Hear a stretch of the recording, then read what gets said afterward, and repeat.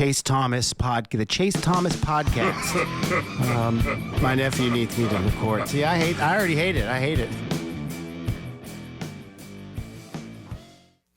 All right, hello, and welcome back to another episode of the Chase Thomas podcast from still the aforementioned Chase Thomas, coming to you live from Knoxville, Tennessee, Everything School HQ. Joining me, the co-host of More Important Issues, because it's Tuesday night, so you know we have to talk balls on Tuesday nights with the good folks over there at More Important Issues and Fox Sports Knoxville. Landon Raby, co-host number one. Landon, how are you? I'm feeling great. Will probably be a lot worse here in a little bit after we see these rankings come out, because I'll be enraged a little bit, but you know it's coming. I'm you've had a couple days. I've got the Thomas family group chat ready, because I'm like, y'all, I don't think they're going to be ahead of Ohio State. Like, I need y'all to I need you to get ready for this. Like, this is probably what's going to happen. Like, I prepared myself, but like it actually happening, it's going to piss me off regardless. Yeah. I get that. Also here, fellow co-host of More Important Issues, Mr. Caleb Mitchell. Caleb, good evening, sir. How are you? I'm doing great. Excited to go watch the Vols in Thompson Bowling Arena tonight. Yeah. I'll go ahead and put it out there because I'm the negative guy on the show. Not a fan of the black jerseys, but really, I will be wearing black. I will participate in the festivities. Okay, I think they look good. I think they're. You know, it's something weird. And is this weird that I'm like really in on brand uniformity for the sports teams? Where I'm like, everyone should have black unis. Everyone should have the smoky grays. Just do a better version, because the hoop smoky grays we saw years ago were terrible. Just don't do that. But I like the idea of all the different teams having the same collection. You know, the same like kind of color scheme and all that. I like it. I think they could have done it better. I wouldn't be surprised. I'm sure you guys remember growing up the silk black jerseys, or just silk basketball jerseys with the silk shorts. They look like, and they remind me of and one, which, like I was saying, yes. Contrary, very comfortable. That should make them cool. But that's what they kind of remind me of, and I don't know. We're living in 2024, not 2006, so I'm out on them. Ooh. Yeah, Tennessee won a national championship in those same kind of uniforms. Yeah. So yeah, I think that team could have worn pink and won. Just for disclosure. I think the black set them apart. I will be weird about the black uniforms forever now with baseball, where it's like, no, if you're in a lose or go home situation, Tennessee should only wear the black uniforms from here on out until proven otherwise. It's much more of the font for me. It's much more the Nike font than anything else. Yeah. I also love the black with the old school UT hat, like the UT emblem. I think is really good on the black baseball hats. Like, that's great. I feel like that would look great on any jersey. Yeah, or the black Vol script would, or like the orange Vol script would probably look good on those. But yeah, whatever. You're speaking my language, guys. There you go. Well, it's been 72 hours now since Tennessee. It feels like forever ago already that Tennessee clinched their college football playoff berth with their victory on the road in Nashville, 36-23 over Vanderbilt. 72 hours later here, Caleb, what are you still thinking about from this win, and what did this win tell you about where Tennessee's at right now? It's a first playoff win. I mean, that's a playoff game. You win, you keep playing, you lose, you go home. So I think that says a lot about this team, especially to go down 14-0 early, opening kickoff, get returned. I mean, there's some resiliency, and me and Landon discussed it on Sunday night. This Vanderbilt team's not great. So it's not a win you necessarily hang your hat on as far as your opponent, but they obviously can win games. They have a quarterback who I thought Tennessee matched up with well, but has played really good against other teams. Football aspect, I didn't take away a whole lot. I did think there were some offensive things that I was happy to see. I don't know, impressed isn't probably too strong a word outside of a few plays and players, but I was happy to see. But I think it's the resiliency that stands out. And if the college football playoff committees listen to me, I think Vanderbilt's one of the toughest teams in the country. I think to go in and win on the West End is quite the feat. Some teams can't win at home against 500 teams. Some teams go on the road and do it. And Tennessee's one of them. So many forget it was also cold. It was also cold. Yep. Like Tennessee winning in the cold. People don't think East Tennessee gets cold. Like, people in the North you guys could never deal with this. Wake up at 5 a.m., go outside to the wind chill we've had the last few days. I've been in everybody colder thinks places. that we're all the Miami Dolphins. Basically, everyone who plays in the South is just at the Miami Dolphins on the road. It's like I think they'll be all right. Yeah, I think Georgia will be fine going into Penn State if they need to. I think a lot of these programs. Now that being said, Tennessee in certain places, I don't feel great about some road games for Tennessee that might be on the docket here, and we'll get to the CFP here in a second. But what about you, Landon? What was your strongest takeaway that you're still thinking about here? I mean, I think it has to be Nico, right? Like he's playing his best football so far, and yeah, like Vanderbilt kind of made it easy on him, but seeing him get confidence, seeing him continue to utilize his legs, he was hitting, the check downs over the middle, and he was hitting Chris Brazzell on a deep end there on third down. That was crucial. I mean, he just looked really comfortable in a game where, I mean, I heard a lot of people say this about the cold. They're like, how does Nico handle the cold since he's from California? It's also like he's played in the cold for the last month. It's been cold here, and it was cold in Athens. Like, what are we talking about? He's played really good in the cold, actually. All over the country. I'm sure he's played football. Well, it's also like literally his best football this year has been in the cold weather. Yeah. His last 20 quarters have been his best 20 quarters of football this year. The man wears pajama pants. He is fine. It's true. Yeah. And it was cold when the Farragut YouTube video of him like working out over there, and that was like I think it was snowing that day, if I remember correctly. Yeah, he's got the Vices helmet on. It's probably got heat in it. He's fine. Oh, that's next level. Because I'm a big heated seats guy. Heated helmet. That's gotta feel pretty good. Pretty toasty. Might be bad. I don't know. I don't know. Fire hazard. I mean, there are beanies like that, right? Aren't there beanies that have warmers in them? There's every piece of clothing now you can get heated if you want. I just don't trust myself. I feel like I would National Lampoons it and catch myself on fire at some, like I'd be the guy who accidentally did that. They have rechargeable hand warmers that I don't trust those. I'm a hot hands guy. I'll shake it. I like the hot hands were clutch. Was it 3 years ago, Tennessee, Georgia here, that one, when the sun went down for that one was cold. And we were passing around hot hands at the I think we're at the 40 that year for that game. I think because we were in the end zone for the game last year, and I think we were on the 40. Showing off his money. Give me end zone flex, every game. man, flex on them. Well, no, hold on. I'm just saying, like, I don't go.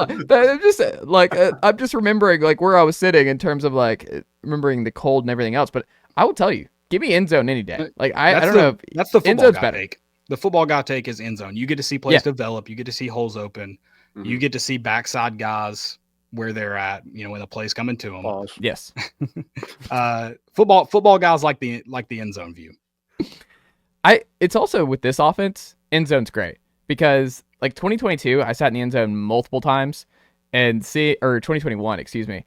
It was the best of both worlds where I saw Hendon Hooker light up South Carolina in 2021 with plays developing, and you're like, oh wow, this is like end zone stuff with Hendon, and when that offense was firing and they blew out South Carolina, fantastic. But that Pittsburgh game in the end zone for 2021, one of the most excruciating 60 minutes of football, where the Harrison Bailey chants were out in full force, and seeing Joe, like his cannon, like seeing it in person for that first game where you're like, whoa, like it's just some of these bombs that he's throwing, and he was missing obviously, but that was a wild one to be in the end zone for, is the Pitt Tennessee game, because that was like, oh my God, what are we watching here? Deep shots everywhere. 60-yard screen to the house, so yeah, into the south end zone. Also, you had to be on high alert if Joe's was out there throwing in the end zone. I'll never forget that opener where I'm like, oh, I was like, this is because you're just coming off the Pruitt year, and you're like, it was just such a stark contrast to see what this looked like. You're like, all right, it's like that whole, we're not in Kansas anymore here. This is gonna be a little bit different here with Heupel. But the looming thing here, we're taping this before obviously Vols hoops tonight against Syracuse, where they're 21-point favorites. Syracuse, man, falling hard times, 21-point favorites. I understand Tennessee number 1 in net, but that's still high. But CFP rankings here, I look at this, Landon, as this is probably it, because I had an uncle who texted me asking, like, who do we need to cheer for this weekend for Tennessee to host? And I'm like, I just think this is it. Like, I think if you're not ahead of Ohio State tonight, I just don't think anything that happens this weekend is going to help Tennessee move into that 8 spot. But what say you, sir? Yeah, I just don't think the committee will do anything. My thing is, like, you have to punish Ohio State. And if you're if you give them a home playoff game, you're rewarding them because you don't have to play in the conference championship and they still get a home playoff game. I mean, every coach, knowing that, every coach would have done that. And that's why the conspiracies are going around that Ryan Day lost on purpose. So I think he couldn't if he wanted to. He would have won that game if he tried to lose. Right. Yeah, I just don't get it. I think recency has to be something in this. And Ohio State, I mean, they looked horrible. And I know they're going to bring up Arkansas, which that was 2 months ago. This was like Saturday. This was like a couple days ago where Ohio State did not look deserving to be in the college football playoff. Obviously, they're going to be in there. But why are we rewarding a team for losing to a 6-5 Michigan team? Also, a flex by Michigan.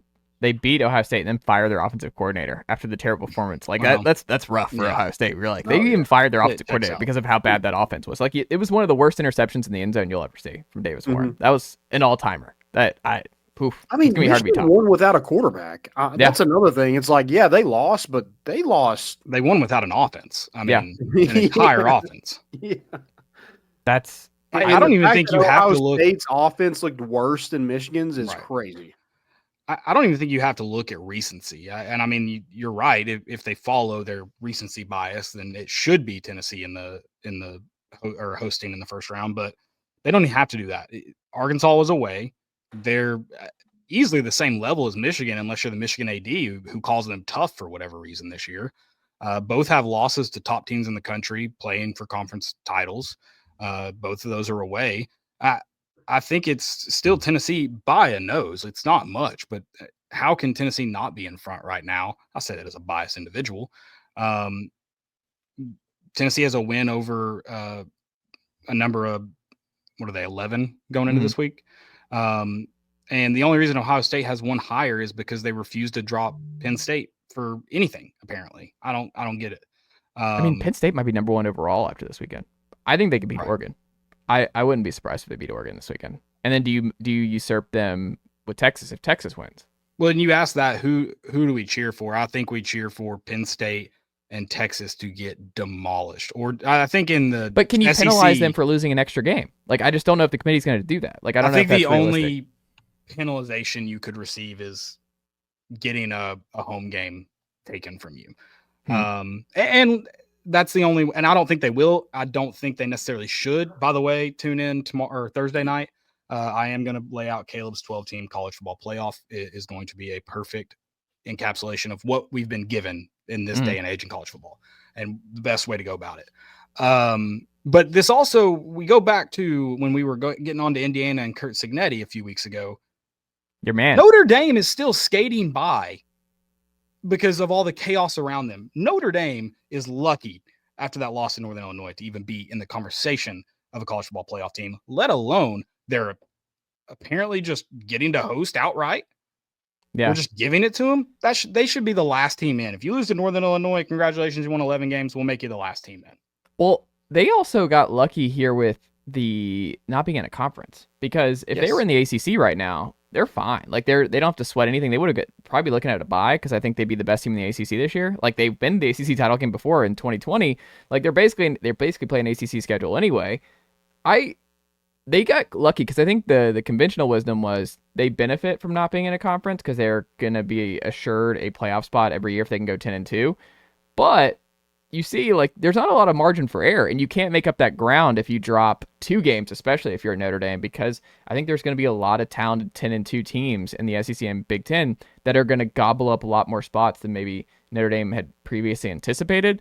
And I think it's turning out that not being in the ACC for right now might end up being a problem for them. It's not going to end up biting them this year, but they would be a favorite to get a first round bye if they were in the ACC year over year, because I think they'd be the strongest program in the ACC right now. And I wonder how much of I don't know. I've thought about that a lot the last couple of weeks. Is like they would benefit a lot from being in the ACC as a football only member right now.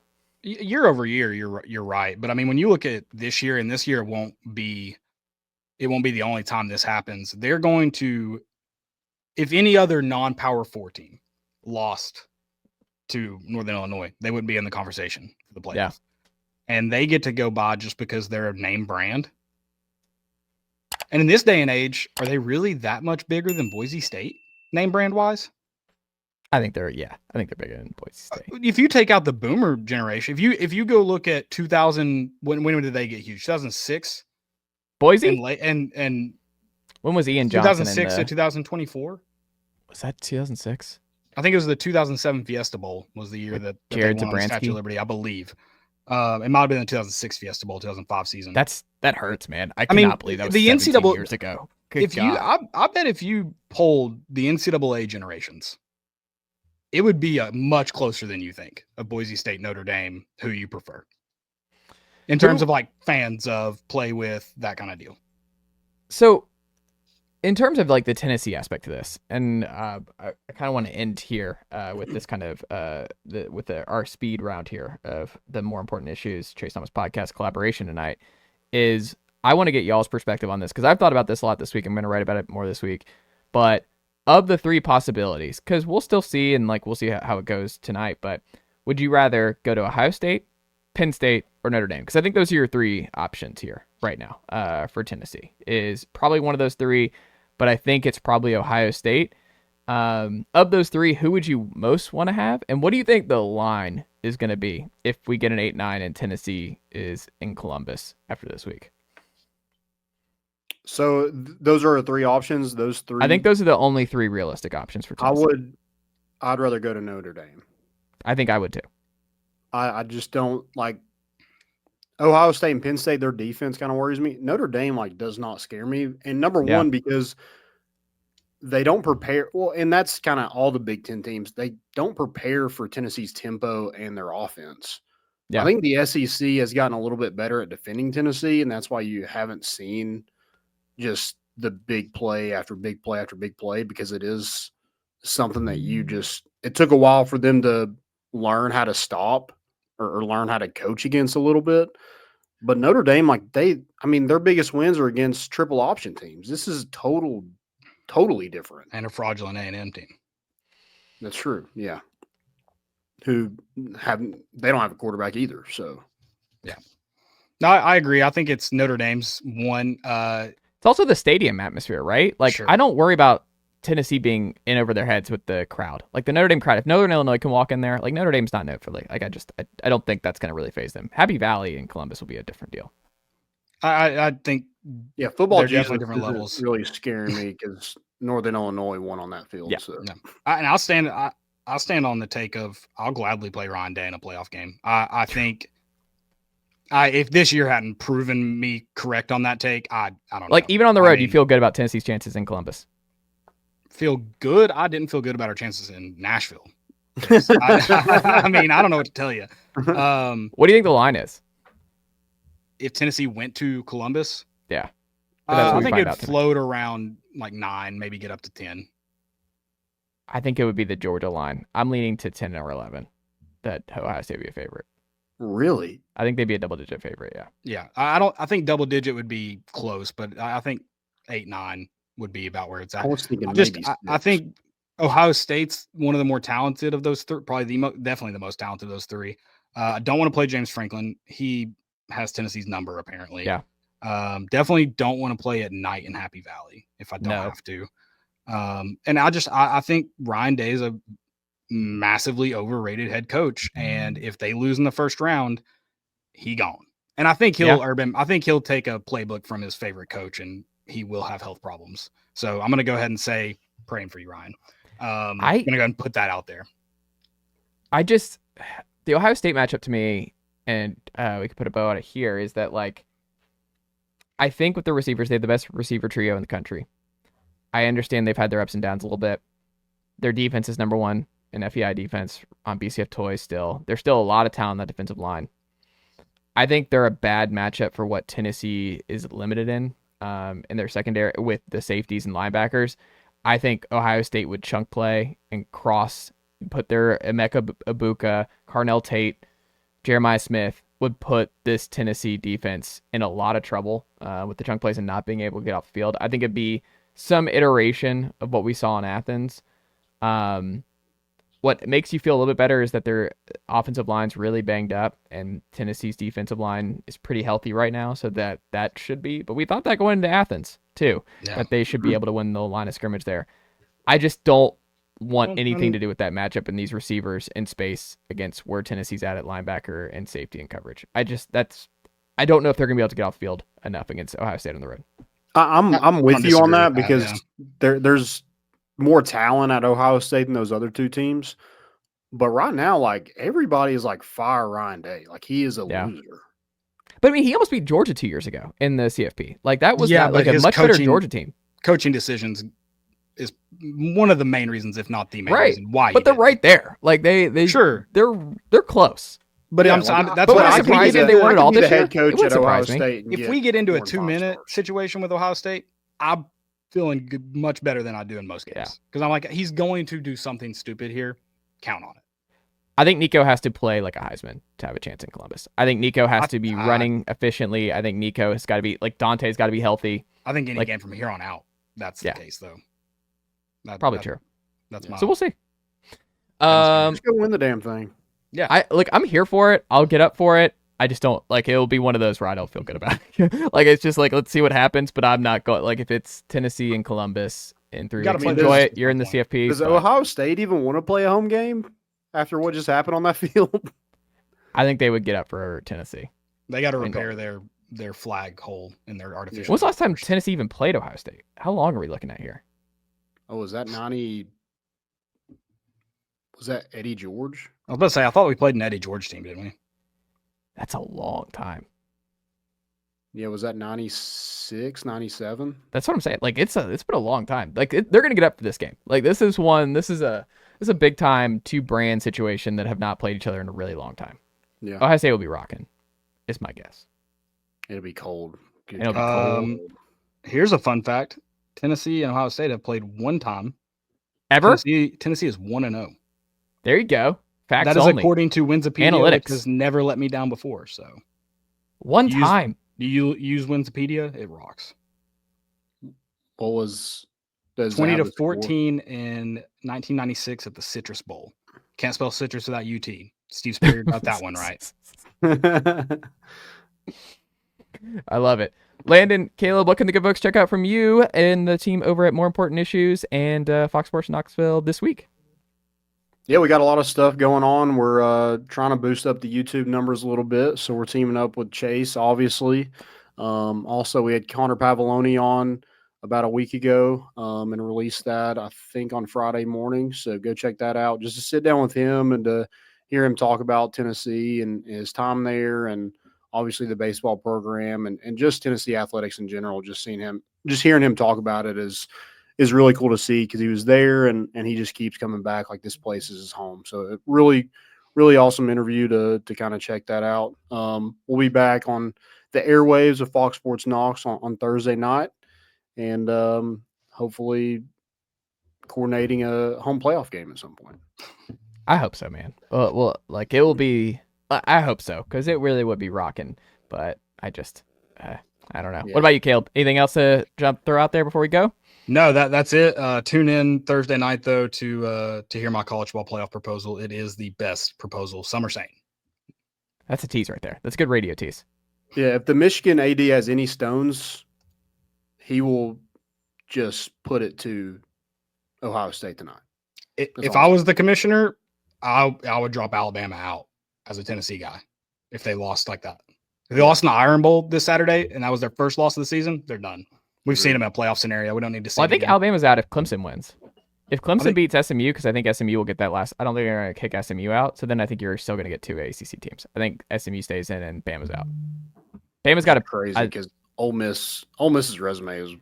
Well, I also think Ole Miss is the best of those threes. Like, I think Ole Miss is their resume is a lot better. Home loss. I hate Shane Beamer, but as a fan of the nickname Cock Commander, put the Gamecocks in. I don't know. Ole Miss put it on South Carolina. Oh, they don't deserve it at all. They've lost to the two teams they're competing with. No, but you just can't. It kind of great story. Who's dumber, the Gamecocks for putting out their own ads for the college ball playoff, or Colorado pretending that Shedeur Sanders should also be a Heisman candidate? I don't know. I think Shedor's been the best quarterback in college football this year. That's fair, but he's not a Heisman candidate. I don't think so either. It's been a bad year for quarterbacks all around. Like, there's really just, I think that's really the reason is like there's so much parity right now. Is not who feels good about their quarterbacks. I mean, Tennessee, and this is the final thing. We'll get out of here. Tennessee is the only CFP Power 2 team to have an underclassman as their quarterback going into CFP. That's it. Everyone else is an upperclassman. Automatic home game. You heard it. That's where Nico is. Nico's good. Home. Nico's moving in the right direction. Nico's good. Landon, Caleb, thank you so much, and I'll talk to you all again next week.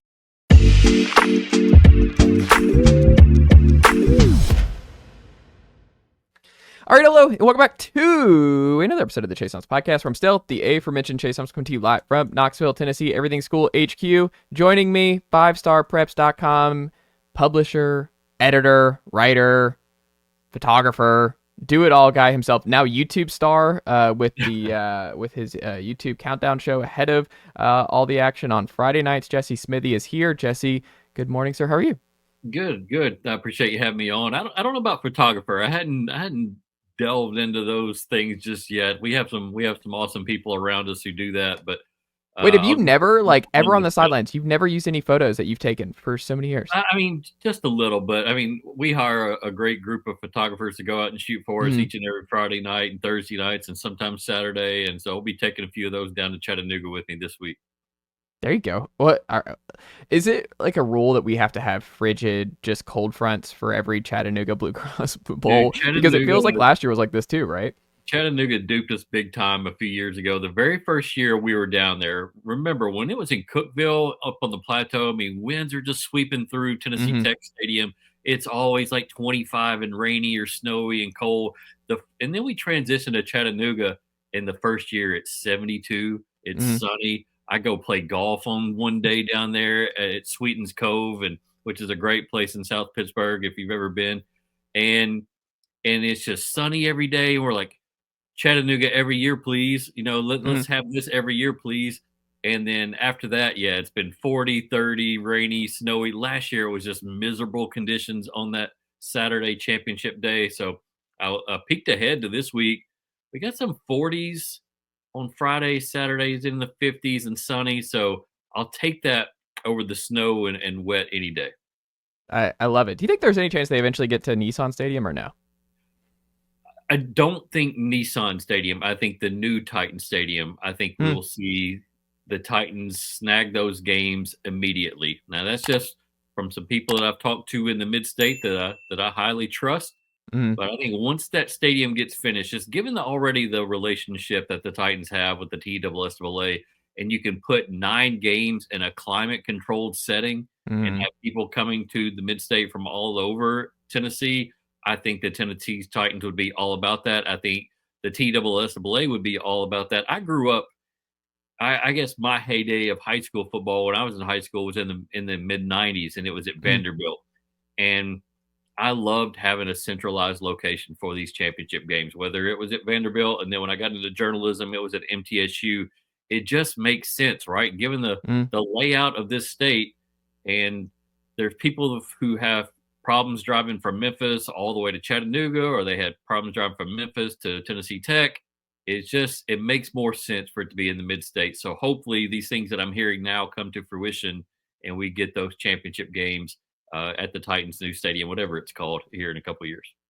Yeah, I mean, me coming from Atlanta originally, like I grew up. I mean, they have the Corey Gale Classic and the Benz to kick off every year, but then they also do they moved it away. Like they were at the Georgia State Stadium for the state title game up until a couple years ago, and Blank brought it back. And it was one of those, like, if it's not broke, don't fix it. Like, it's just a cool thing. Like, it's just one of those things. Like, you cap off, and like you said, like, you have this dome downtown anyway, and it's just like one of those, like, hey, you made it to state, now you get this awesome final, get to play in front of a neutral site in a cool venue, and it's climate controlled and weather controlled, so that you don't have any elements that might factor into how this game goes. Yeah, and that's what you want, right? You want even playing ground, and some of those snow games and things like that are great memories.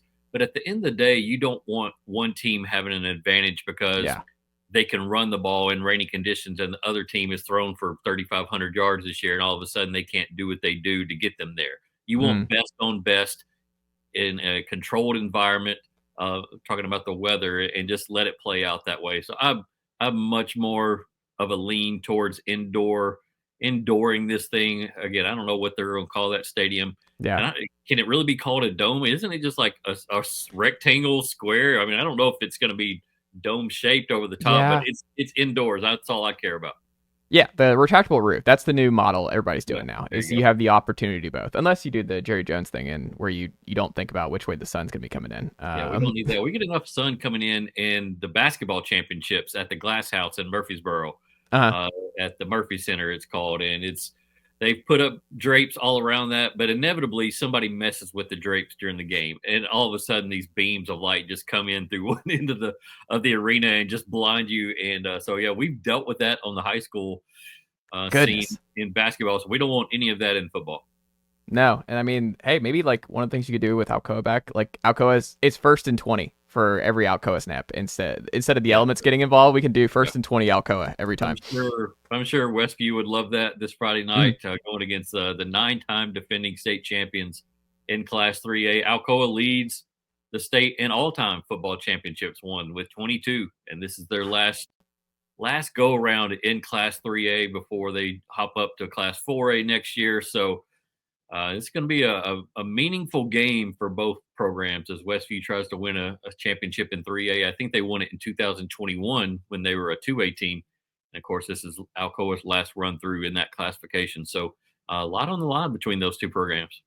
How close do you think this is going to be between those two? Is it going to be a lot closer than what we saw last year with Alcoa? I think you could see a similar pattern in terms of what the final scoreboard shows. Now, if Alcoa goes down and turns the football over 2 or 3 times and allows Westview to pop a big play or two, then I think we see a much closer game than what Alcoa had with East Nashville in each of the last 3 Class 3A state championships. But from people that I've talked to that have covered Westview this year or have seen Westview play a lot, they're an undersized group, especially up front. And if you're going to play against an Alcoa team that prides itself on defense, Brian Nix, the head coach, a longtime defensive coordinator, widely regarded as one of the brilliant defensive minds in this state. He's going to draw up all kinds of different things to pressure that offensive line that Westview has, get to the quarterback, Graham Simpson, and we'll get to him in a minute. I'm sure he's just a freshman, and make life difficult on him. So little things like that to watch in this game, how Alcoa attacks that offensive line from Westview.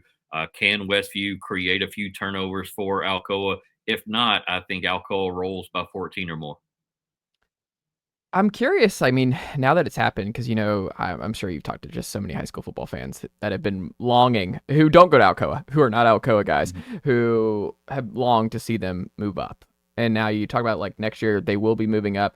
Something similar happened in my state. I don't know if you're like all that familiar with like Buford and what Buford did and what they were running through in the early part of the 2000s in the state of Georgia with the lower classifications. And they were blowing out everybody and they were stacking state titles. But they finally moved up, and now they're in the highest classification, and they're a powerhouse in Georgia. I kind of wonder if it's going to be the same kind of deal for Alcoa, where a lot of people were like, okay, let's see what they look like when they move up. And they move up, and you're like, oh, Alcoa is just a really good program, and Alcoa is just going to do really well regardless of what classification they're in. Which way do you lean on that? Yeah, I mean, you look at Alcoa's non-region schedule, and see, nobody wants to play them, so they've had to play up in a way against your Ravenwoods of the world, your West high schools of the world. They beat the 2-time defending 5A state champions this year. They've beaten Greenville, which has kind of run through 4A and been a 4A power for so many years. They've handled themselves just fine against 4A teams, 5A teams. They beat Maryville this year, a 6A team who came into this year as our number 1 ranked team in 5-star preps, the Maryville Rebels. Huge offensive line, great quarterback, great running back. Alcoa won that football game, and they won it at Maryville. So I don't think anybody expects Alcoa to take a step back, or they might lose a game here or there, maybe one more in the regular season than they're accustomed to. But when you take a look back, and I've covered Alcoa for 20 some odd years now, there are years when they are gettable, and then there are years when they are loaded with Division I talent. I think everybody just thinks of Alcoa as this program that reloads and Division I prospects move into Blount County to go to Alcoa each and every year, and that's not the case whatsoever. And I think right now they have Eli Owens, a tight end who's signed with Michigan today, outside of that, you'd be hard pressed to find a guy that's just going. You go, okay, that's a Division I football player right now for Alcoa. Now, Jameer Dean, a sophomore wide receiver, he's got some of those early offers from Division I programs, but he's not there yet. And so this is, I mean, again, there's a misconception about Alcoa football, and so there's going to be years when they move up into 4A where, again, they might lose a game that they weren't supposed to. They might be 8-2 going into the postseason as opposed to 9-1 or 10-0, but they're still going to fare extremely well in the postseason because they're well coached. They have an unbelievable coaching staff, and yes, they do have talent each and every year. I love it. I think the biggest story, I mean, here in East Tennessee is Sevier County, right? Like the undefeated, an unbelievable run. The Cardiac Kids and that game against West was just wild. Like I'm just sitting there in the living room and my wife's doing stuff and I'm like over here reacting like I have no skin in the game and I'm just like, oh, like an unbelievable finish. Heartbreaking if you're a West Rebel with just how close and a close call, no replay and all that. But I mean, just an unbelievable football game in Sevier County doing it back-to-back weeks, Powell, and then which may have been a better game depending on who you ask with that comeback. So, I mean, what have you seen from this Sevier County bunch, and did you see this kind of run coming before the year? So Sevier County during the regular season was that team that we would talk about like, hey, keep an eye on these guys in the playoffs just in case. I mean, they are really good. They got a great quarterback. They have really good, strong offensive line. They got a guy that's going to MTSU on the offensive line that's probably a better player than that. He probably deserves to be at a power conference school. But that's a story for another day. They get after it defensively. They're strong in special teams. So as West became or started to kind of grow into championship form in week 10, week 11, you immediately go to them, right? They're the two-time defending state champion, and they're getting that look in their eye again. And so you kind of forget about Sevier County for a minute and go, okay, West has that look again. Powell has been really good all season long, but West kind of beat them there at the end of the year. So it's West, it's Powell, and then Sevier County's that team that could probably throw a wrench into some things. And you mentioned that Powell-Sevier County game from round 2. Powell had them beat. It's 24-10 on the road at Sevier County. There's 3 minutes left. They had controlled 3.5 quarters of that game, essentially. Sevier County goes on this long, kind of meticulous drive. They chew up a bunch of clock. They score, and at that point, you're still thinking, whatever. You know, it's at this point, it's 24-17. Powell's just going to run out the clock, and it's, you know, we're going to get Powell versus West in the state quarterfinal again, and kind of what everybody thought. Sevier County gets the onside kick, and then the alarm bells start going off, right? You're going, okay, we have something here. They immediately score. Bomb from Cooper Newman, the quarterback, who's an unbelievable player. They're down 24-23. They go ahead and go for 2. Just, hey, we're on, I mean, home field, you think, okay, maybe we take it. Nope, they go for 2. They get 2. And then Powell drives the length of the field almost. They have an all-state kicker, a kid who's going to be a college kicker somewhere. He's up for Mr. Football Kicker. They're in field goal range, but yet Powell starts throwing out patterns, stuff like that. It gets intercepted. Sevier County wins. And then you mentioned the Sevier County win over West, which is incredible. And then even last week, Sevier County was down 10 points in the second half to Oak Ridge. And it's just like, no matter what this team faces, it's unflappable. And a lot of that stems from Cooper Newman, the quarterback. He's a sophomore, 6'2", 6'3", and his coach calls him cold-blooded. He's one of those guys that his blood pressure doesn't really rise or fall depending on what the situation is. He's just an absolute killer on the football field, and he's shown that time after time, and he did it at Oak Ridge. They got down 10 points. He throws a 93-yard touchdown pass.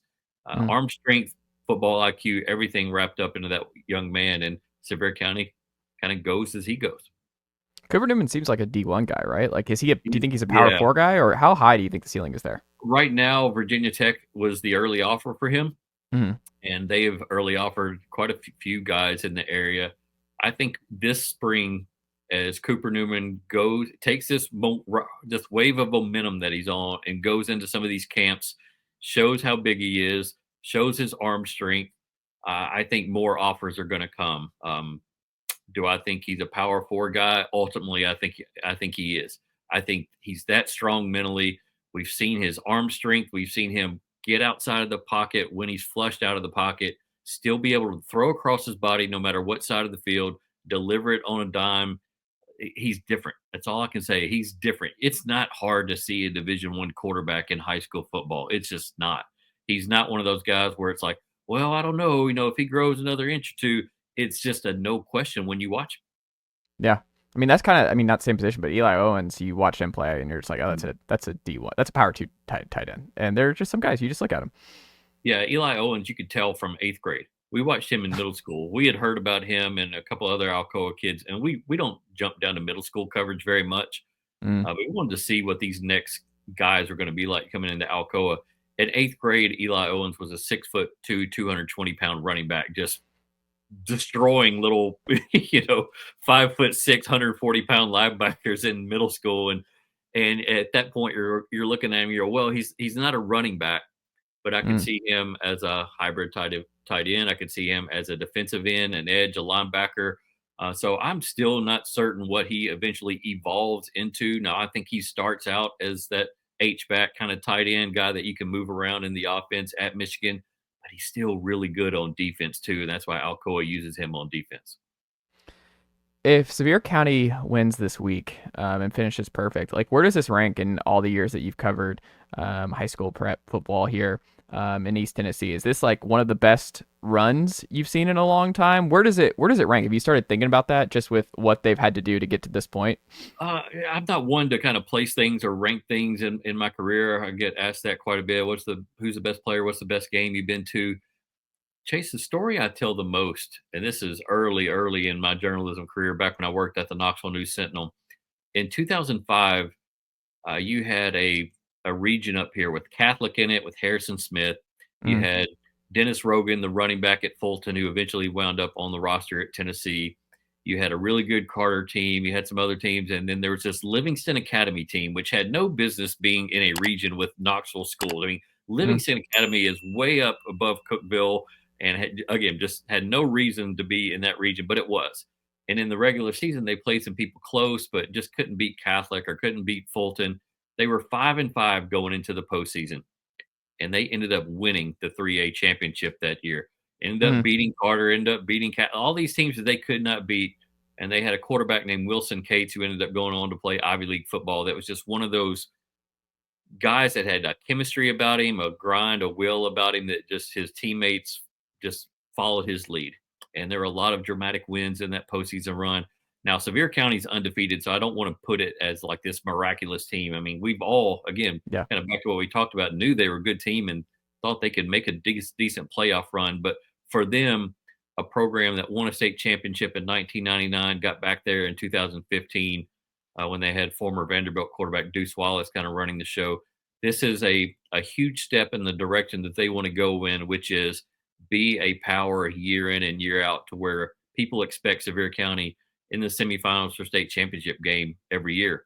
And so this is the first big step for them. They have, again, sophomore quarterback in Cooper Newman. We'll see if they can snowball this over the next few years into more success. But do you think they do? I don't know if it's one of the greatest stories I've ever covered, but this postseason will be one that I don't forget for a very long time because of Sevier County.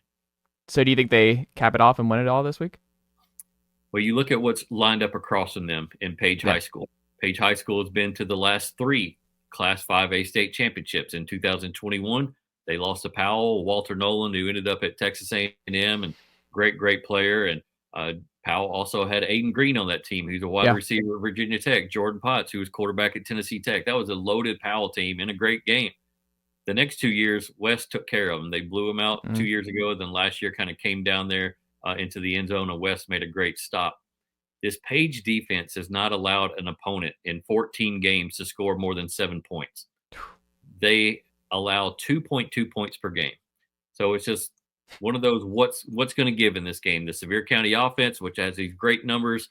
Cooper Newman's gone all year, thrown a ton of passes, only 1 interception, over 40 passing touchdowns. Or is the Page defense going to finally relent and give up 14 or 17 points and allow Sevier County to win? I'm personally picking Sevier County to win. I think it's going to be a close game. If Sevier County can get to 17 to 20 points, and I know that's asking a lot just based off of what I just said, I think Sevier County has a chance to win this football game, because I don't know given the changes that Page has undergone at quarterback position and certain other things offensively, if they can outscore Sevier County. So Sevier County gets to 17 to 20 points, I think they have a really strong chance of winning that football game. But man, Page has some unbelievable players on defense. They got a linebacker going to Tennessee. They got a linebacker going to Kentucky. They got a safety going to Wake Forest. This is going to be a huge clash in the 5A championship game Friday night. I can't wait for it. Who do you think's had the most underrated season? And this is teams that obviously included who may have lost this past week. I mean, you were on Oak Ridge before the year. I remember you talking about Derek Rang and that being one of those teams that could have a deep run. But who do you think in East Tennessee has had the most surprising, or maybe just not even surprising, just most underrated? Yeah, I mean, I definitely think Oak Ridge falls into that category, given that they had so many injuries. They have a wide receiver named Will Presley, who's going to be a Division I player, a fantastic guy, just a junior, had an unbelievable season this year despite missing 4 or 5 games. He had a broken collarbone. And when he was able to come back, and Malik Howard, a tight end who's been offered by Tennessee, was able to come back right there in the playoffs, that's when Oak Ridge kind of made its push. So those are 2 big-time players. And Oak Ridge just kind of was up and down this year because they lost those guys to injury, and they were having to manufacture wins and points in many different ways. And sometimes it was ugly. And the fan base at Oak Ridge, which has high expectations, they have huge expectations each and every year at Oak Ridge, even though they haven't won a state championship in more than 30 years. I mean, they expect championship appearances and championships won. And so there was some undue criticism out there, but Oak Ridge stayed the course. I think that is a testament to Derek Rang, their head football coach, and that staff, to keep a group of 60, 70 teenagers focused despite the noise in the community and then make that playoff run. Another team would probably be Coalfield. Coalfield's a 1A power in East Tennessee each and every year, but nobody was really talking about them coming into the year. It was South Pittsburgh, the defending state champion, and it was Oliver Springs, who beat Coalfield last year, that returned everybody from that win when they reached the state semifinals. It was possibly a Whitwell team down in the Chattanooga area that could make a run. And in the state semifinals, we got Coalfield versus South Pittsburgh. So Benson Napier growing into one of the better coaches in East Tennessee at the 1A level, if not regardless of any classification, just a guy with a lot of passion and football know-how. And we're going to hear about Coalfield football for many years to come under his tutelage. Elite uniforms, all about the Coalfield uniforms. They look great. That's a big point. But the other one, their quarterback, the Jared Lorenzen non-Southpaw version, where he was impossible to bring down. He was gigantic all year, and I mean he was throwing bombs. Like there were plays, I think it was Oliver Springs game where he was just throwing, like he just could not be brought down. It was like watching Anthony Richardson against Tennessee last year, where I guess 2 years ago. He was fun to watch. Like you talk about underrated, like teams to watch. Like they were like, I don't know if you're an NBA guy, but league pass alert. Like Coalfield was a league pass alert for high school football in East Tennessee because he made every offensive possession. You just didn't know. He might uncork one 60 yards down the field. Yeah, and that's Luke Treese, and he's actually a really great baseball player. He's been a Mr. Baseball in this state, and he bulked up his body for football specifically just because he knew he was going to have to run more this year. Yeah, he'd have to do some more things that he maybe wasn't accustomed to. He's a catcher. I think he signed with Lee University, and so he'll play beyond high school. But yeah, just a gritty competitor and great to have back there as a 1A quarterback. Who was your favorite out of everyone you watched? Who was your favorite to watch this year? Who was the most entertaining? Oh wow, the most entertaining as I kind of go through in my head real fast. Grace Christian was a team that caught a lot of headlines this year. You had the Price twins who made Campbell County football relative 10 to 12 years ago, turned it from the doormat of 5A football each and every year into a playoff team and a team that was able to host some playoff games. And Justin and Matt Price, these 2 twin brothers up there, became the hot commodity in coaching searches for the better part of a decade. But nobody could ever tear them away from where they grew up, which is Campbell County, Anderson County area. And Grace Christian was finally able to do that this past winter. Hired them, brought them down into the private school ranks, and immediately turned that program around. They had a 3,000-yard passer with Weston Edmondson, a 6'5" kid who signed today with ETSU. And Chase, they had a running back named Terrion Thomas. And I don't think I've tried to go back through history and find this, in my 20 some odd years of covering high school football. But this running back had not only had 1,000 yards passing, or not passing, but rushing, but 1,000 yards receiving. Wow. And which was unheard of Yeah. in East Tennessee. Now there's some backs like the Harrison Smiths of the world, Dennis Rogans, Will McCameys, who had over 1,000 yard rushing, and maybe 500 or 600 yards receiving out of the backfield. But to have over 1,000 yards receiving and rushing as a tailback is hard to fathom. And Indiana has offered Terrion Thomas. He's just a sophomore right now, probably 5'10", 220. Looks like kind of a tank back there, but can really get it done. Can make a guy miss and get vertical in a hurry, and just has that forward lean to him. So that was one of the more fun storylines to go out and follow and watch them get excited about football again. Final two things here for you. So what would you tell Maryville fans who are frustrated with the Oakland block there? Is it reasonable? Is it something that, like, if you keep playing them, like, you're eventually going to get them? Like, how would you talk to Maryville fans right now about where they're at? I would say stay patient, and also continue. It's weird because things are changing within the landscape of high school football in Tennessee, where programs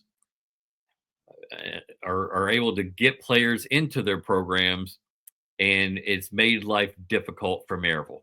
Mm-hmm. Now, Maryville has always prided itself in doing things the right way, operating by the book, run a clean football program. If you want to move into Blount County and play for us, so be it.